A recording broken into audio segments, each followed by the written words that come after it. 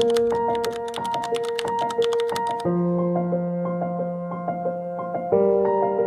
morning everyone. We are going to conduct an interview about ecotourism in Walter Das Marinas. Today, we're going to interview 5 individuals about their insights and experience on ecotourism. As a token of gratitude, each participant will receive a handmade crochet keychain.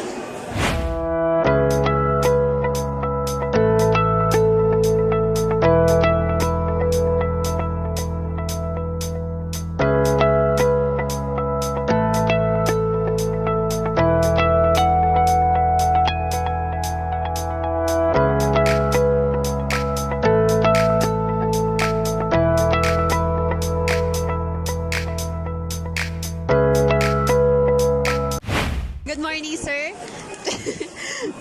Ano pong name nyo? Bernard. Thank you po. Are you into traveling? If so, where is your latest adventure? Hindi masyado. Saan po yung pinaka-latest? Hindi kasi dati ako OFW. So yun ang lagi ko ginawa. Yearly na balik-balik ako doon.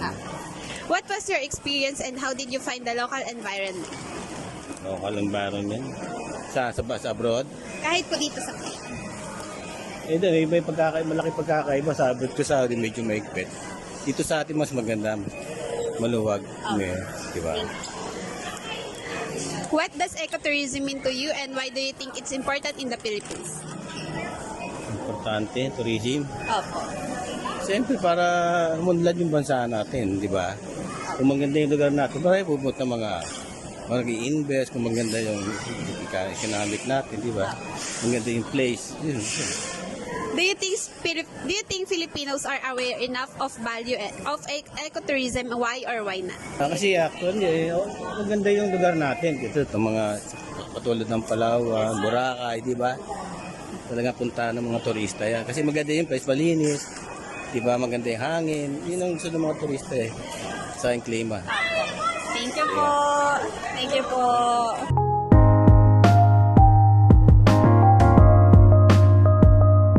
Are you into traveling? If so, where's your latest adventure taken you? Last na nag-travel ako from Singapore last year. What was your experience and how did you find the local environment?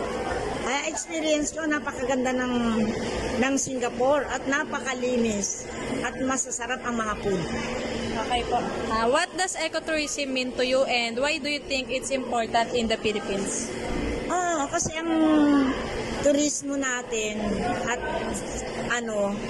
pagka sila ang mga turista at ang mga turista rito at turista doon, pagka sila nagkapalitan ng papunta rito sa Pilipinas at dito sa atin sa Singapore, maganda ang ating kahinatnan kasi tungkol sa ating kikitain sa ating ang tawag nito? Kultura, environment. Last po, do you think Filipinos are aware enough of the value of ecotourism? Why or why not? Hindi naman aware pero napakaganda sana kung talagang pagpapatuloy natin ang ating pag-unlad ng ating turismo dito sa ating bansang Pilipinas.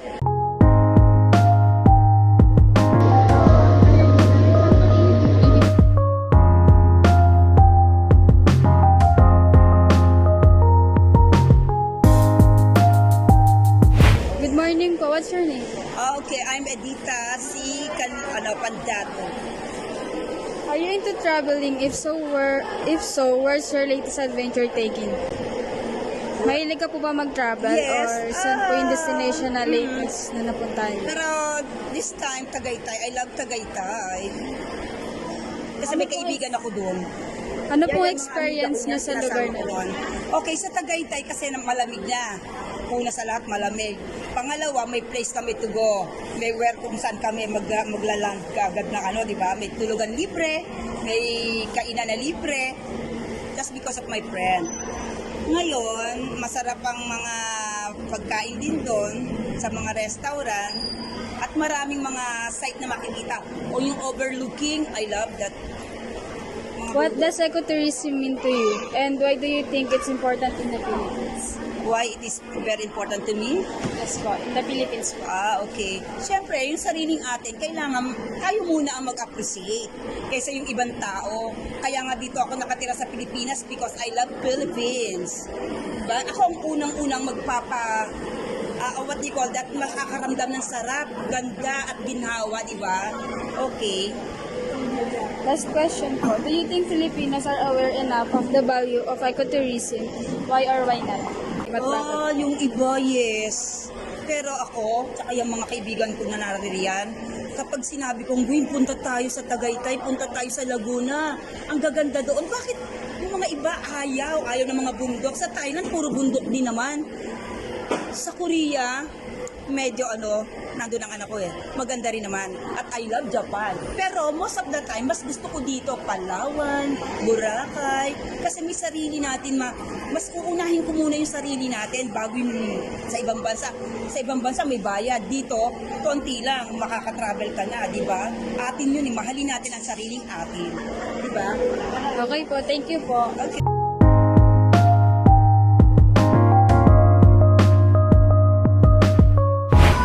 Good day po. Ano pong pangalan niyo? Ano pong pangalan niyo? Ay, ako po si Felicidad Sulit, taga Dasmariñas, Cavite. May konting question lang po. Are you into traveling? If so, where's your latest adventure taking? Mahilig ka po bang mag-travel? Saan po yung latest destination na napuntahan mo? Boracay po. Then Cebu. What's your experience and how did you find the local environment? Ano pong experience nyo sa lugar na yun and paano po yung environment? Maganda. Nakakalibang na tulad niya nakaka-out of town ka. Swimming. What does ecotourism mean to you and what do you think it's important in the Philippines? Para po sa inyo, ano po yung ecotourism at bakit sa tingin nyo importante ito sa Pilipinas? Unang-una yung kalinisan ng karagatan dahil di ba may pinapaliguan. Yun ang unang-una na walang basura. Malinis. Last question. Do you think Filipinos are aware enough of value of ecotourism? Why or why not? Sa tingin nyo po, aware yung mga Pilipino sa kahalaga ng ecotourism? Bakit po? Ecotourism, importante din. Unang-una yung kapaligiran, di ba? Kalinisan, yung mga basura, kailangan ipunin sa tamang lugar. Yun lang. Salamat po.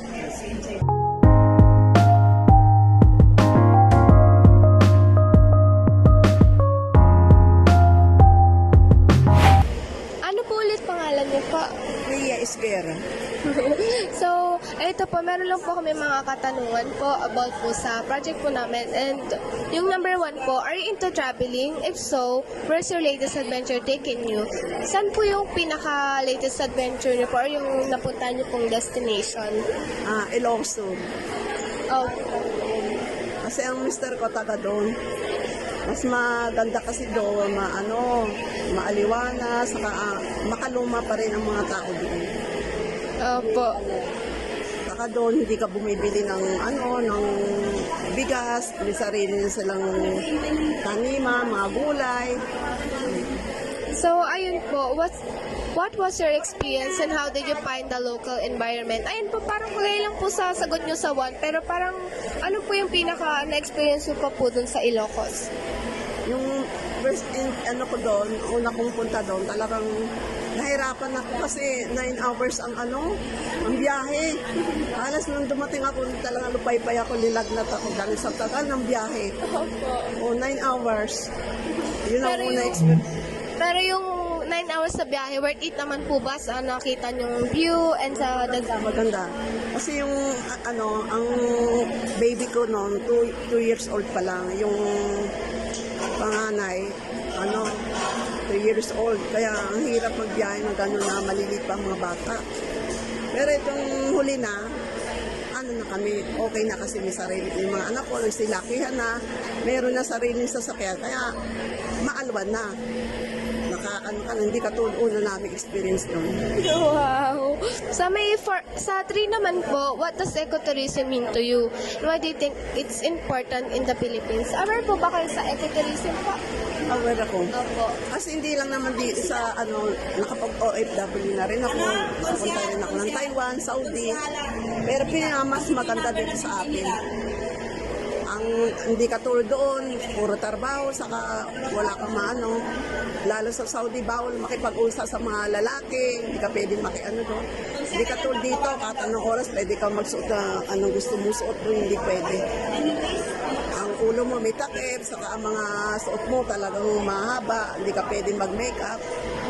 Kaya nang nag-senior na ako, dito na ako ngayon.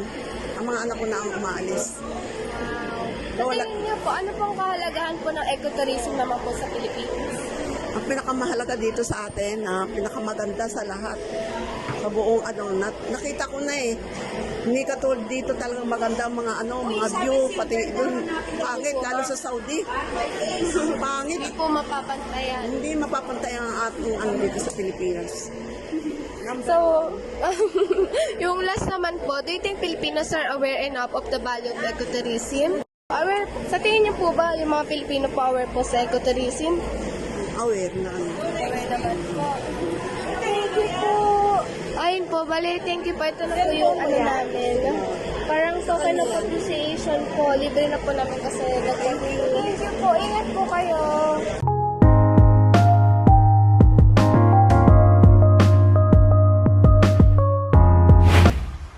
Hello everyone! Today I will be sharing a short summary of our interviews about ecotourism advocacy. Most of our interviewees are passionate travelers. Inisha recently explored Tagaytay and loved its cool climate and scenic views.